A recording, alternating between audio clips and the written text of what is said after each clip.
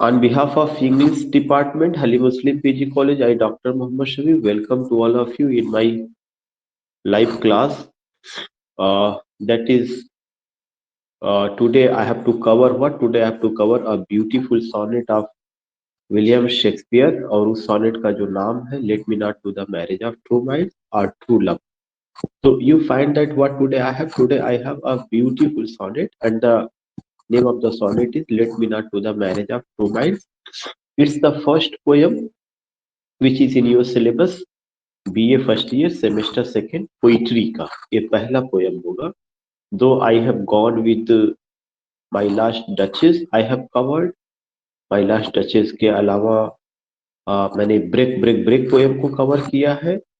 I have covered you can say another poem एक थी उसको भी मैंने कवर किया है जिसमें मीन्स फॉर्म्स ऑफ पोइट्री कल मैंने कवर किया था.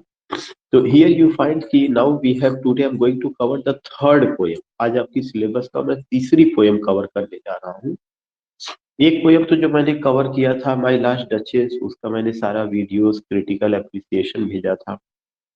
एक पोयम मैंने आपके ही प्लेटफॉर्म पे आके कवर किया था, वो आपका जो है ब्रेक ब्रेक ब्रेक था. मुझे लगता है कि शायद सारे स्टैंजाज हम लोगों ने एक्सप्लेन कर दिए थे. कि अगर एक या दो में शायद आवाज आपको नहीं जा रही थी, वो मैंने दूसरी जगह कवर किया है, तो मैं आपको शेयर कर दूंगा. Just watch and whenever I upload these lectures on my YouTube channel, always I share with you. उसको मैं आपके साथ ग्रुप में शेयर भी करता हूँ. तो just go there and watch as you have watched my last Duchess. और आज से मैं जो भी कंटेंट पढ़ाऊंगा उस कंटेंट को भी मैं शेयर कर दूंगा ताकि आप उसको देख करके अपनी नोट्स बना सके. जैसे कल I have gone with forms of poetry, तो फॉर्म्स ऑफ पोइट्री का content I will share with you. Today's content means let me not to the marriage of true minds, I will share with you. My last duchess का content and I will share with you. Break break break का content भी मैं share कर दूंगा जो उसमें है. तो you have to go, you have to cover and no problem at all. मैं जानना चाहता हूँ कि किसी को किसी तरह की कोई प्रॉब्लम है. If you have any problem you can write, otherwise I have to start. So let me share with you the image and what I have today. Let me not to the marriage of two minds. First I would like to go with critical appreciation and what I have done. I have taken this content from Spark Notes that is available online, जो कि online available है, वहां से मैंने इसको लिया हुआ है. So you find what? The first you find the first image and in this image you find what की समरी. आज हमें समरी सबसे पहले कवर करना है. सोनेट 116. पहला क्वेश्चन तो यही बनता है कि जो शेक्सपियर का जो ये सोनेट है let me not to the marriage of true minds या ट्रू लव, एक उनका कौन सा सोनेट है? 116. एक्चुअली में Shakespeare has composed 154 sonnet. Shakespeare ने टोटल 154 सोनेट लिखा है. 154 में से आपका ये 116 नंबर आपका सिलेबस में है. Already I discuss with you कि sonnet is a poem of 40 line. Sonnet जो है 14 लाइन की पोयम को कहा जाता है.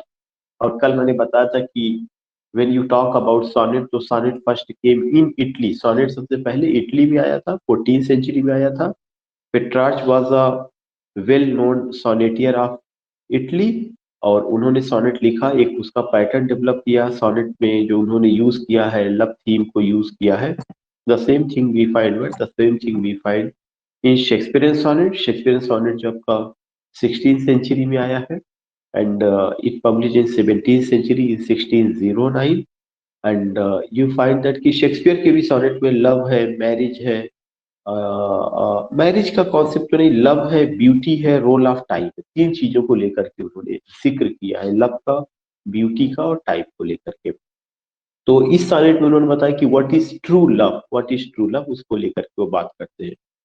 Now sonnet number this in this sonnet you find कि this sonnet attempts to define love. सबसे important चीज है कि इस sonnet में जो चीज डिफाइन किया गया वो चीज क्या है? To define love by telling both what it is and is not. और इसमें एक चीज बताने की कोशिश की गई है, दोनों चीजें कि एक्चुअली में लव क्या है और क्या नहीं है, by by telling both what it is and is not.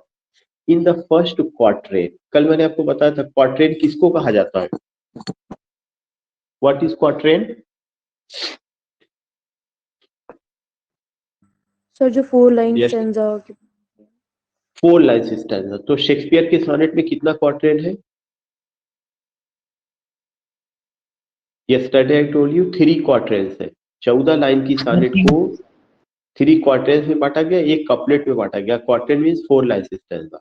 तो जो शेक्सपियर के सोनेट है, खास करके जो ये सोनेट है 116 नंबर का, जिसका टाइटल है let me not do the marriage of two minds are true love, you find here कि Shakespeare here tells about what?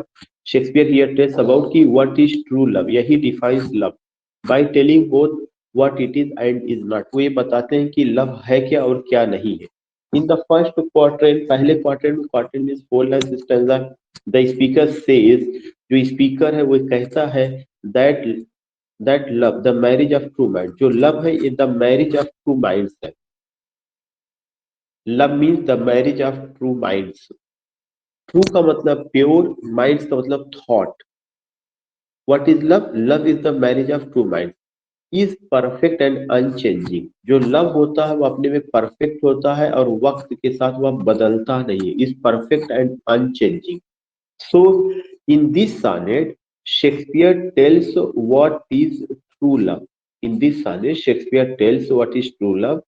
he defines या he tells what it is and is not, means what is true love and what is not true love। क्या true love है, क्या true love नहीं। वो एक पूरा table बना देते हैं कि ट्रू लव की ये खासियत होती है और ट्रू लव की ये खासियत नहीं होती है। तो जो शुरू का 4 लाइन है उसमें उन्होंने ये बताया है कि जो ट्रू लव है वह क्या है, the marriage of true minds है। मैरिज ऑफ ट्रू माइंड्स का मतलब कि यहाँ पे true love is a pure thought.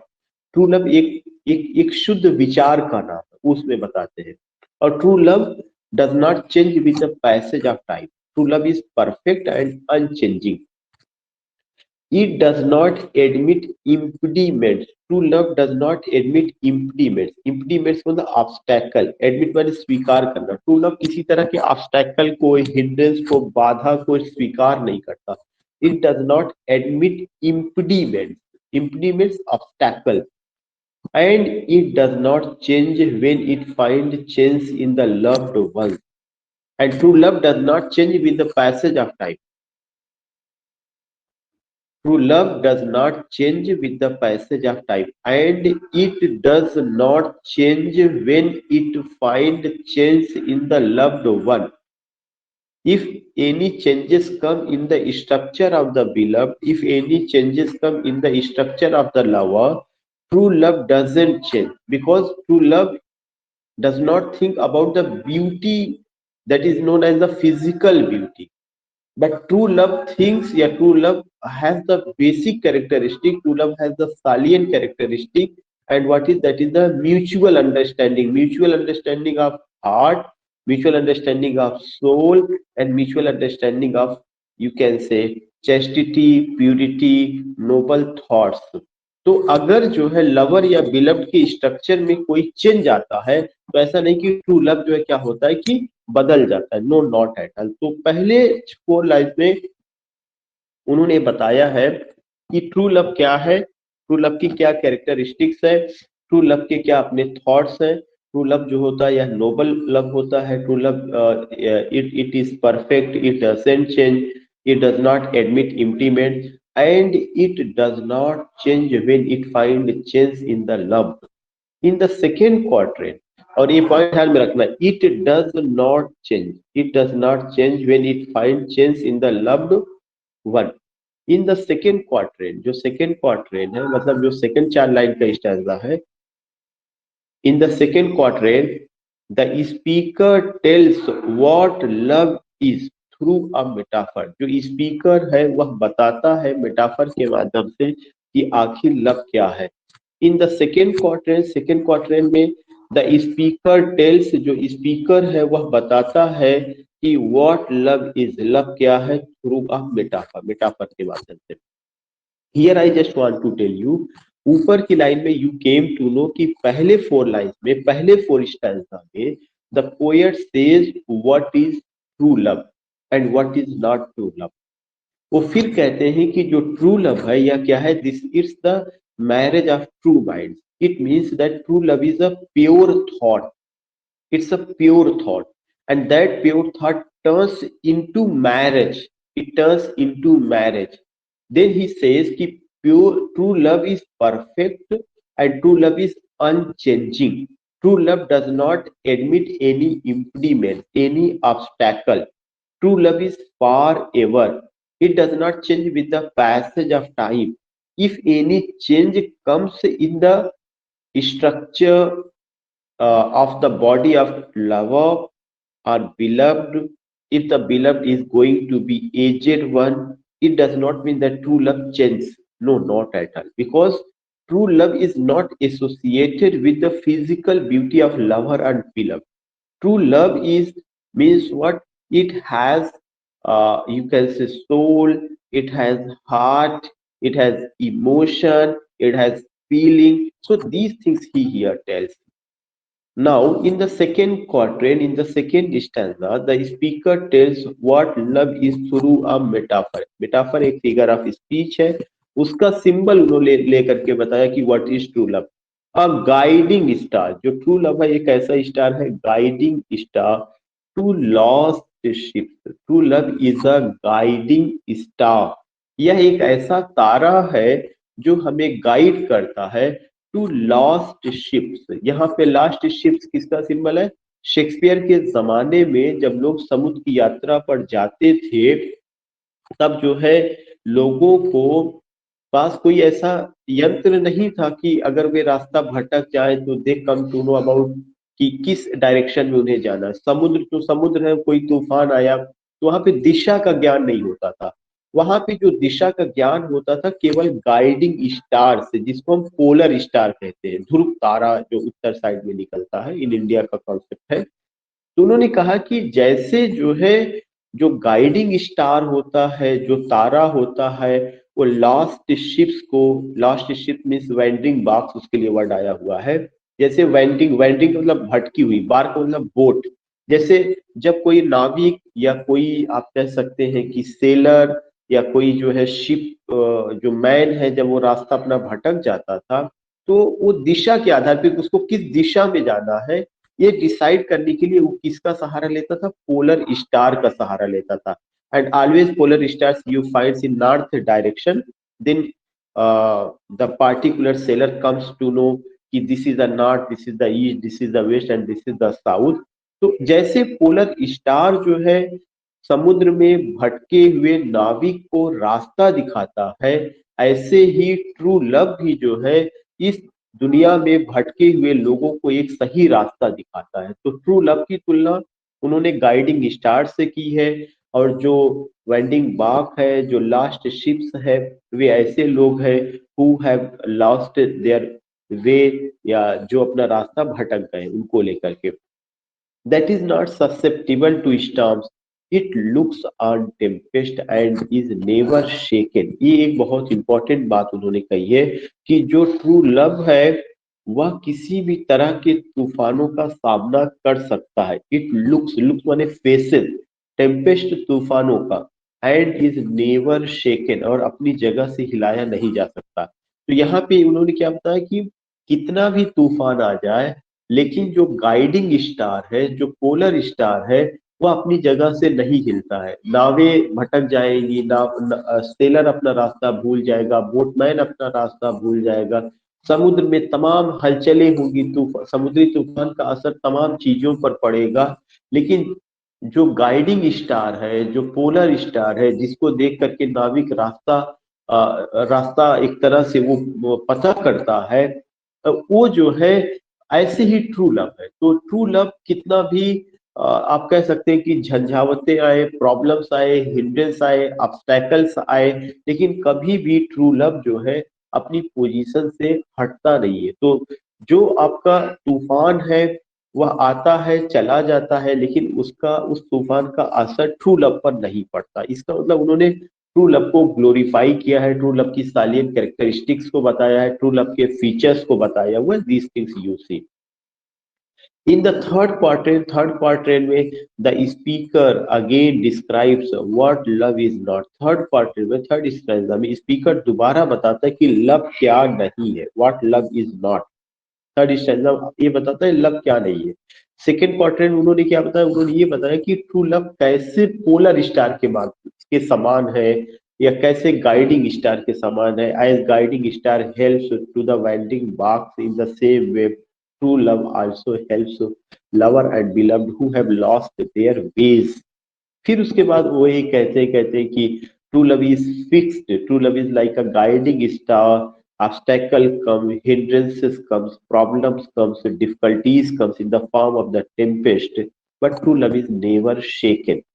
अब जो तीसरा क्वाड्रेंट है उसमें वो बताते हैं कि it is not susceptible to time, यह समय का गुलाम नहीं है. ट्रू लव जो है समय का गुलाम नहीं है, समय का असर हर चीजों पर पड़ेगा, लेकिन जो ट्रू लव है वह समय के साथ नहीं बदलता. जो फिजिकल लव है, जो फिजिकल ब्यूटी है, वो समय के साथ बदल जाएगी. आदमी यंग है, कल ओल्ड हो जाएगा, लेकिन जो ट्रू लव है उसका जो है क्या होता है, समय का उस पर असर नहीं पड़ता. दो ब्यूटी फेड्स इन टाइम, यानी किसी भी तरह की ब्यूटी होगी वह फेड्स हो जाती. फेड्स का मतलब होता है मुरझाना.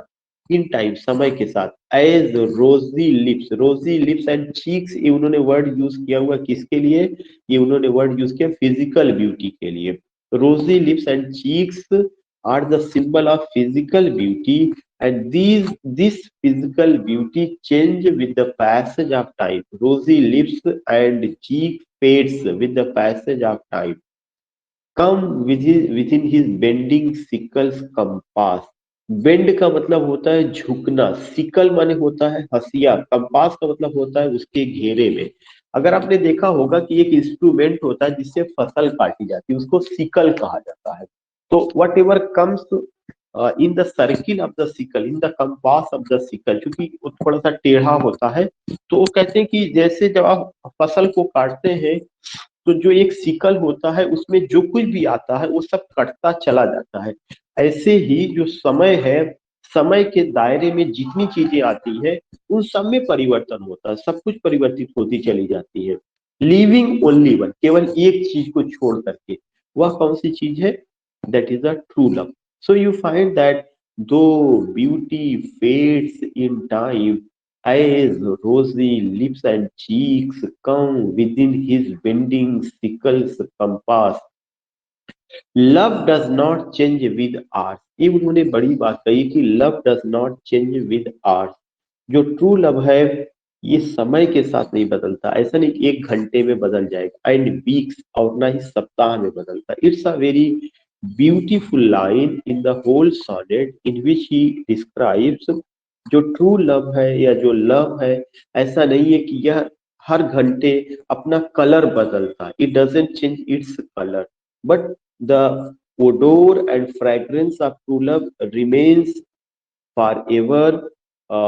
Its you can say fragrance and odor can be smell uh, anytime, anywhere, either in plain area or in hill area, all these things. So you find that उन्होंने कहा है कि जो ट्रू लव है it does not change with hours and weeks, instead it bears it out even to the age of doom. ये उनका important line है. As of Doom का मतलब होता है कयामत के दिन तक, बल्कि उनका ये कहना है कि प्रलय के दिन तक, लास्ट डे ऑफ जजमेंट के दिन तक. शेक्सपियर का अपना विश्वास है कि true love remains even to the edge of doom, the last day या day of judgement.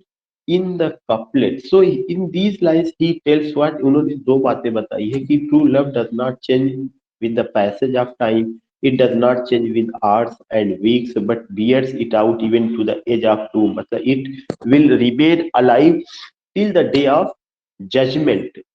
In the couplet, couplet का मतलब होता है जो लास्ट की दो लाइनें होती है उसको कपलेट कहा जाता है. In the couplet the speaker attest to his certainty. Couplet में स्पीकर ने वही बातें कही है कि जो मैंने ट्रू लव के बारे में ऊपर जितनी भी बातें कही है मैं उसकी गवाही देता हूँ, मैं उसको अटेस्ट कर देता हूँ. That love is as he says if his statements can be proved to be error. कि ट्रू लव को लेकर के उन्होंने जो भी स्टेटमेंट्स दिया, कौन? शेक्सपियर ने। शेक्सपियर कहते हैं कि ट्रू लव को लेकर के मैंने जो भी स्टेटमेंट दिया, अगर इसमें कोई एरर निकाल दे, एरर का मतलब होता है मिस्टेक, ही डिक्लेयर्स, तो वो घोषणा करते हैं, he must never have written a word, तो वो अब इसके बाद एक भी शब्द नहीं लिखेंगे। And no man can ever have been in love, और इसके बाद कभी कोई आदमी लव नहीं करेगा। तो उन्होंने कहा कि what ever I said in 12 lines about true love, if anyone finds any error in my statement, if anyone proves me that I am wrong about true love, I will never write even a single word, and no man can ever have been in love। तो इस तरह का उनका statement है। And I think कि you got it, की एक छोटी सी सोनेट है, एक छोटी सी पोयम है, जिसमें शेक्सपियर ने ट्रू लव को लेकर के बात किया है। आई थिंक कि now you can just tell me कि कोई प्रॉब्लम तो इसमें नहीं आई है, क्योंकि I have to share another image. Yes, या sir. Okay, now sharing with you another image.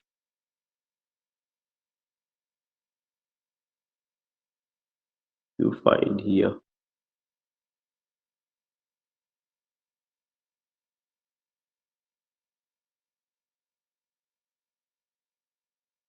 You find this one, कि उसका क्या कमेंट्री है, जो हम लोगों ने अभी तक स्टडी किया वही सारी चीजें हैं, लेकिन आपको ध्यान में रखना है। Along with sonnets 18, shall I compare thee to a summer's day, and 130, the mistress eyes are nothing like the sun। ये सब उनके सॉनेट का नाम है, किसके? जो है शेक्सपियर के। एक उनका सॉनेट नंबर 18 है, जिसका टाइटल है shall I compare thee to a summer's day, वो जो उन्होंने अपने फ्रेंड को लेकर के बात कही है। और एक उनका सॉनेट नंबर 130 है, my mistress eyes are nothing like the sun. Sonnet 116 is one of the most famous poem, जो अभी हम लोग सॉनेट पढ़ रहे हैं, यह उनकी जो है सारे सॉनेट में से काफी जो है फेमस सॉनेट है। The definition of love that it provides is among the most often quoted and authorized in the poetic canon. जो डिफिनीशन ऑफ लव शेक्सपियर ने दिया है, यह एक बहुत ही इंपॉर्टेंट चीज है। Often it is quoted, yeah, often it is you can say कि the people recite it, and it is often quoted कि this is the true love, these are the characteristics of true love, are the characteristics of true love told by William Shakespeare, वही सही है। It provides is among the most often quoted and anthologized in the poetic canon। Essentially this sonnet present the extreme ideal of romantic love। इसमें उन्होंने कौन से जो है बताया है कॉन्सेप्ट? रोमांटिक लव का कॉन्सेप्ट। इट नेवर चेंजेस, उनका क्या कहना है कि जो जो ट्रू लव है या जो रोमांटिक लव है वो कभी चेंज नहीं होता, बदलता नहीं है। इट नेवर फेड्स, या कभी मुरझाता नहीं है। इट आउट लास्ट डेथ, और यह जो है क्या होता है कि डेथ को भी चैलेंज करता है। एंड एडमिट्स नो फ्लॉ, और इसमें ये किसी भी कमजोरी को, किसी भी तरह की बाधा को, किसी भी तरह की ऑब्स्टैकल को स्वीकार नहीं करता। तो ये उन्होंने इसकी कैरेक्टरिस्टिक्स बताई है रोमांटिक लव का। क्या क्या है? It never changes, it never fades, it outlasts death and admits no flaw. What is more, it insists that this ideal is the only love that can be called true love। उनका ये कहना है कि यही love ही क्या है? True love. कौन सा लव? जो ऊपर की उन्होंने कैरेक्टरिस्टिक्स बताई है, वह कौन सा है? कि it never changes, it never fades, it outlast death and admits no flaw. Love is, if love is mortal, फिर आगे वो कहते हैं अगर लव मार्टल है। मार्टल का मतलब क्या होता है? Mortal means that change with the passage of time, या जो नश्वर है, या जो वक्त के साथ बदल जाए, खत्म हो जाए, मर जाए।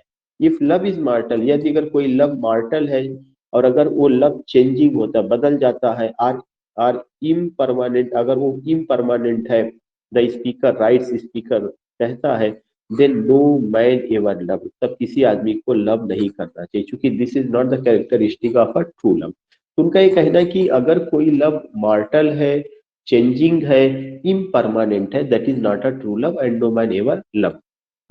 The basic division of the poem's argument into the various parts of the sonnet form is extremely simple. The first quatrain says what love is not.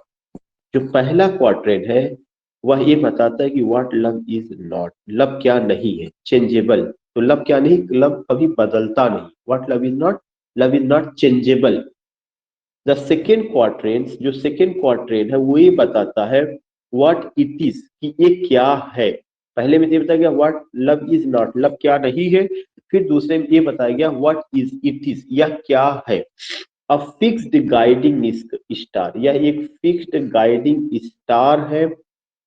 अनशेकन bye Tempest, जो कि मतलब जो ट्रू लव है यह फिक्स्ड है और इसको किसी भी तरह का तूफान, किसी भी तरह की प्रॉब्लम इसको हिला नहीं सकती है। तो उन्होंने उसकी तुलना किससे की है, you come to know polar star से, गाइडिंग स्टार से, उससे तुलना की है। The third quarter says more specifically what it is not.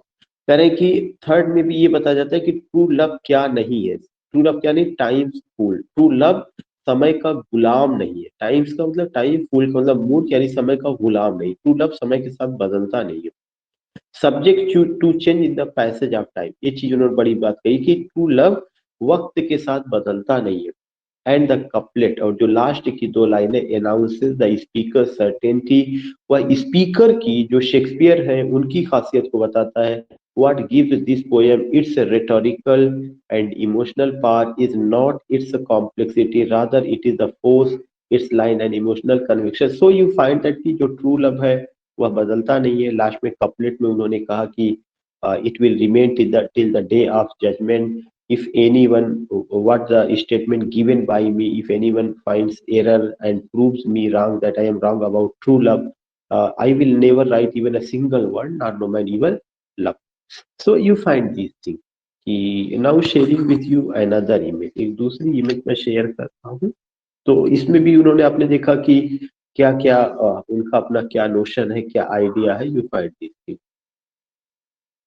Other image, या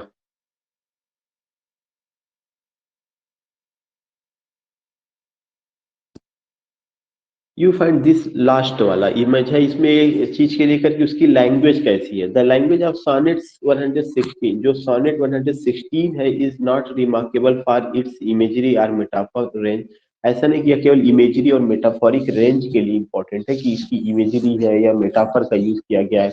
in fact it's imagery, particularly in the third quadrant, time wielding a sickle that ravages beauty, rosy lips and cheeks, ये जो image है बहुत important है। कह रहे हैं कि जो इसका इमेज है वो कौन सा इमेज, कि जैसे हम किसी फसल को जब काटते हैं तो सिकल का सहारा लेते हैं। सिकल माने हसिया, और उस हसिया के दायरे में जो कुछ भी आता है सब सब खत्म हो जाता है।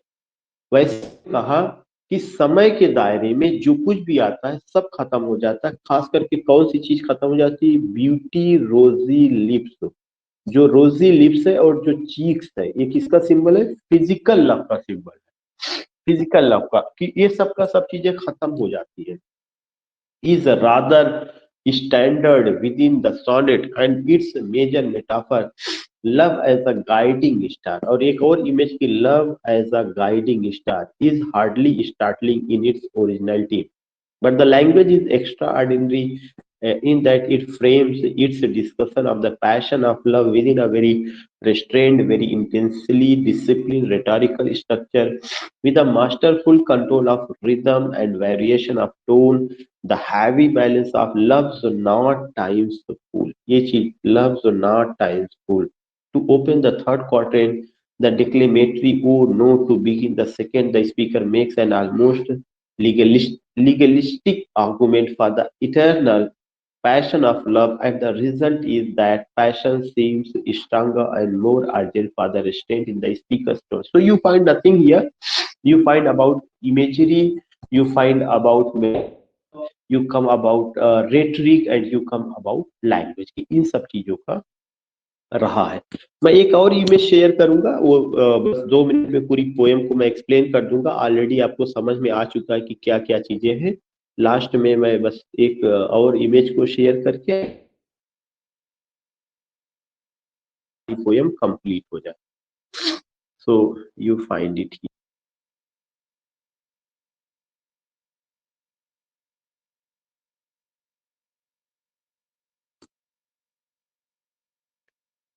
ये उनका ओरिजिनल पोयम है, और जो आपकी पहली पोयम है उस शेक्सपियर कहते हैं let me not to the marriage of true minds. Let, वो परमिशन ले रहे, लेट मी नॉट, क्या ऐसा नहीं होना चाहिए, क्या नहीं होना चाहिए। ट्रू माइंड्स, ट्रू का मतलब है प्योर, माइंड्स का मतलब होता है थॉट।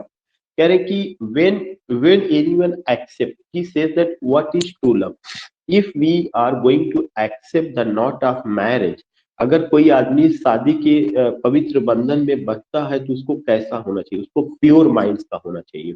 उन्होंने ये कहा कि what is love, love is nothing at all, love is, as Shakespeare says, love is the fruit of marriage, लव इज द fruit of marriage. So he says that what is love? Love is a pure and noble thoughts that turns into marriage. Love is the pure and Nobel thoughts, love जो है क्या है, pure और Nobel thoughts है जो marriage की शक्ल अख्तियार करता है। फिर उनका let me not to the marriage of true marriage, admit impediments. Admit का मतलब होता है स्वीकार करना, इम्पीडिमेंट माने ऑब्स्टैकल। अगर कोई लव जो है किसी तरह के ऑब्स्टैकल को स्वीकार करता है, लव इज नॉट लव, वह लव लव नहीं है। तो अब सेकेंड लाइन में वो बताते हैं कि लव इज नॉट लव, सच्चा लव कौन सा नहीं है। सच्चा वाला वह लव नहीं है जो कि क्या करता है, किसी तरह की प्रॉब्लम को एक्सेप्ट करे या उसके सामने सरेंडर कर दे। फिर ये कहते हैं विच एल्टर, एल्टर माने change, when it alteration finds, एल्टरेशन का मतलब होता है बदलने की स्थिति, सिचुएशन ऑफ चेंजेस। उन्होंने कहा कि अगर जो है ट्रू लव वक्त के साथ बदल जाता है तो वह भी ट्रू लव नहीं। तो इसका मतलब कि इसमें भी उन्होंने क्या बताया, which alters when it alteration finds, if true love change with the passage of, with the passage of time, it's not true love। और bends with the remover to remove, bend का मतलब होता है झुक जाना, with the remover, remove का मतलब उसको झुकाने वाला, हटाने वाला, to remove का मतलब झुकाने की प्रक्रिया। इट मीन्स दैट अगर कोई आदमी ऐसा है जो ट्रू लव के रास्ते में बाधा उत्पन्न करता है, डिफिकल्टी उत्पन्न करता है, या उसको मजबूर करता है कि ट्रू लव अपनी नेचर को बदल दे, अपनी ओडोर और फ्रेग्रेंस को जो है वो बदल दे, चेंज कर दे, और ऐसी स्थिति में अगर ट्रू लव बदल जाता है तो that is not a true love. So वो कहते हैं कि आर बेंड्स, बेंड्स का मतलब होता है झुक जाना, if true love surrenders, if true love yields before anyone or any person who creates obstacle, who creates a hurdle, who creates a difficulty, a problem, that's not true love। ये तो पहला quatrain हुआ, A B A B.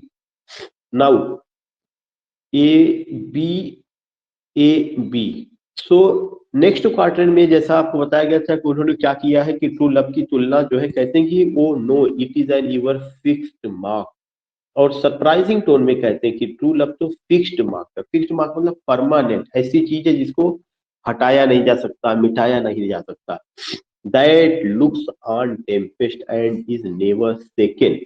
True love तो बहुत सारे तूफानों का सामना करता है लेकिन कोई भी तूफान उसे हिला नहीं सकता। शेक का मतलब होता है हिलाना, टेम्पेस्ट माने तूफान को। तो उन्होंने कहा कि ट्रू लव परमानेंट है, it can't be shaken, and many tempest, many difficulties come and go, but true love has a fixed position। It is the star to every winding path। This star एक metaphorical वे में है कि true love star के समान, that is the guiding star. Winding park, winding का मतलब भटके हुए, पार्क का मतलब होता है बोट। मैंने बताया था शेक्सपियर के जमाने में लोग समुद्र से यात्रा करते थे तो वे अपने नाव को लेके भटक जाते थे जब स्टार्म आता था, तो उनको गाइड कौन करता था, स्टार। ऐसे ही शेक्सपियर कहते हैं कि जो ट्रू लव है ये तो पोलर स्टार है, गाइडिंग स्टार है। जैसे गाइडिंग या पोलर स्टार भटके हुए नाविक को रास्ता दिखाता है, ऐसे ही ट्रू लव जो है भटके हुए लोगों को रास्ता दिखाता है। whose words unknown, करेंगे कि जो ट्रू लव है इसकी कोई कीमत नहीं, इसको इसकी कीमत अननोन है। although his height be taken, लेकिन उसका महत्व कितना है इसको समझा जा सकता है। whose words unknown although his height be taken, मतलब ये पोलर स्टार को भी लेके उन्होंने कहा कि जो पोलर स्टार है या जो है कितनी दूर है इसके बारे में कोई नहीं जानता, इसकी इसका अपना क्या इम्पोर्टेंस है। लेकिन उसका जो एक हाइट है, जो एक उसका ऊंचाई है, या जो एक उसका रुतबा है, सारे लोग इसको समझते हैं कि वो कैसे हेल्पफुल है गाइडिंग स्टार के रूप में, पोलर स्टार के रूप में, भटके हुए नाविकों के रूप में। ऐसे ही ट्रू लव की खासियत है। तो ट्रू लव की तुलना यहाँ पे गाइडिंग स्टार या पोलर स्टार से। ये भी हो गया। C D, C D, shaken, taken, bark, and you find here B, shaken, that looks untempest and is never shaken. Sorry, mark bark. This is here. Mark bark. यहाँ से सी से यहाँ से होगा C D, C D. Love's not time's fool, इसमें उन्होंने बताया कि लव्स नॉट टाइम्स फूल, जो ट्रू लव है यह समय के द्वारा मूर्ख नहीं बनाया बनाया जा सकता। दो रोजी लिप्स एंड चीक्स, जो रोजी लिप्स है और जो चीक्स है, मतलब जो फिजिकल लव है, जो फिजिकल ब्यूटी है, ये वक्त के साथ खत्म हो जाएगी। इसका असर, वक्त के साथ इसका असर देखा जा सकता है। With his bending sickle compass come, और जितनी भी चीजें इसके दायरे में आती वो सब खत्म हो जाएंगी। मतलब मैंने बताया कि जैसे बेंडिंग का मतलब झुक जाना, सिकल माने हंसिया, कंपास में मतलब घेरे में, जब आप फसल काटते हैं तो जो कुछ भी उस हंसिया के घर घेरे में आता है सब कुछ खत्म हो जाता है। वही करें कि जो समय है, यह जो है वक्त के साथ नहीं बदल सकता, क्योंकि जो ट्रू लव है यह वक्त के साथ नहीं बदल सकता, क्योंकि ट्रू लव समय के द्वारा मूर्ख नहीं बनाया जा सकता। ट्रू लव समय का गुलाम नहीं है। हाँ, फिजिकल लव जो है क्या हो सकता है, यह खत्म हो जाएगा। फिजिकल लव कैसे उन्होंने बताया, रोजी लिप्स और चीक्स के माध्यम से। It will be faded, it will change with the passage of time, but true love is not the slave of time. His bending sickle compass कम, जो कुछ भी आएगा समय के दायरे में सब नष्ट हो जाएगा। Living true love, love alters not with his brief hours and weeks, जो ट्रू लव है वह केवल चंद घंटों में और हफ्ते में नहीं बदलता। लव एल्टर्स नॉट, एल्टर माने बदलना, नॉट विद हिज ब्रीफ छोटे से आवर्स में या वीक्स में, बट बियर्स इट आउट, बल्कि वह हमेशा जीवित रहता है, बचा रहता है, to the edge of doom. Edge of doom मतलब डे ऑफ जजमेंट तक। If this be error, error माने फाइंड मिस्टेक, कहते हैं कि यदि अगर कोई भी आदमी, जो मैंने कहा अगर इसमें कोई गलती निकाल दे, एंड अपॉन बी प्रूव, और उस गलती को सिद्ध कर दे, आई नेवर रिड ना नो माई नेवर लव, ना तो मैं कभी कोई चीज लिखूंगा और ना ही कोई आदमी लव करेगा। If this be error and upon be proved, अगर कोई आदमी फाइंड मिस्टेक कर दे जो कुछ भी है, आई नेवर रिड, ना ही मैं कोई चीज लिखूंगा ना ही कोई आदमी लव करेगा। So you find this thing, if this be error and upon be proved, I never writ nor no my. ठीक है, इतना जो है। एंड जस्ट गेटिंग यू कि हाँ ये चीजें I have explain, you will get कि क्या क्या चीजें रही हो।